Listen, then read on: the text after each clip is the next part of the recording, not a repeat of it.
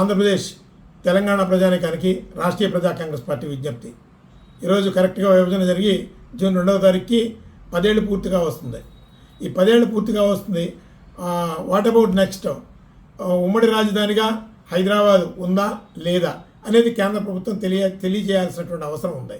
కేంద్ర ప్రభుత్వం ఆంధ్రప్రదేశ్ తెలంగాణ ప్రజలు కొట్టుకు చేస్తారు, రాజకీయ ఒక పొల్యూషన్ అక్కడ ఏర్పడుతుంది, మనం తాయితీగా రాజకీయాలు చేసుకుందామని మోడీ సర్కారు కుట్ర పన్నితే ఖచ్చితంగా ఆంధ్రప్రదేశ్ తెలంగాణ ప్రజలు ఉమ్మడి కార్యాచరణతో తిప్పికొట్టాల్సినటువంటి అవసరం ఉంది. అదేవిధంగా కేసీఆర్ మేకవన్ని పులిలా ఈ యొక్క అవకాశాన్ని ఒక రాజకీయ ముడిసరుగ్గా వాడుకొని ఈ తెలంగాణ ఆంధ్రప్రదేశ్ ప్రజల మధ్య మరో చిచ్చుకి కుట్ర పన్నేటటువంటి ప్రయత్నం చేస్తున్నారని విశ్వసనీయ వర్గాల ద్వారా ఒక సమాచారం ఉంది.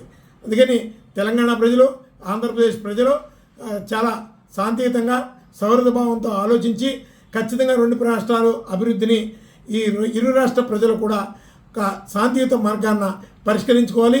అలాగే కేంద్ర ప్రభుత్వం మీద ఒత్తిడి తీసుకురావడానికి కృషి చేయాలి. ఈరోజు ఉమ్మడి రాజధానిగా ఉండడం మూలంగా తెలంగాణకి ఆంధ్రప్రదేశ్కి వచ్చినటువంటి నష్టం లేదు. కాకపోతే ఆంధ్రప్రదేశ్ కొత్త రాష్ట్రం, దానికి ఖచ్చితంగా ఒక రాజధాని ఏర్పడాలి. అలాగే విభజన చట్టం ప్రకారం ఈ రోజు వరకు ఆ చట్టాన్ని సక్రమంగా అమలు చేయడంలో పూర్తిగా కేంద్ర ప్రభుత్వం నత్తనడక నడుస్తుంది. ఖచ్చితంగా ఈరోజు విభజన చట్టం 100% వ్యూహాత్మకంగా ఫెయిల్యూర్ అయింది. అందుకని ఖచ్చితంగా ఈ యొక్క సమస్య శాంతియుతంగా ముందుకు నడవాలి అంటే తెలంగాణ ఆంధ్రప్రదేశ్ ప్రజలు రాజకీయ నాయకులు సంయమనం పాటించి ఖచ్చితంగా ఎక్స్టెన్షన్ మీద దృష్టి సారించి ఉమ్మడి రాజధానిగా హైదరాబాద్ని కొన్నేళ్ల పాటు కొనసాగించేటటువంటి విధంగా చర్యలు చేపట్టాలని, ఆ దిశగా ఇరు రాష్ట్ర ప్రజలు కూడా ఒక విజ్ఞతతో ఒక వాదనని కేంద్ర ప్రభుత్వానికి ఉమ్మడిగా తీసుకెళ్లాలని రాష్ట్రీయ ప్రజా కాంగ్రెస్ పార్టీని తెలియజేస్తున్నాం.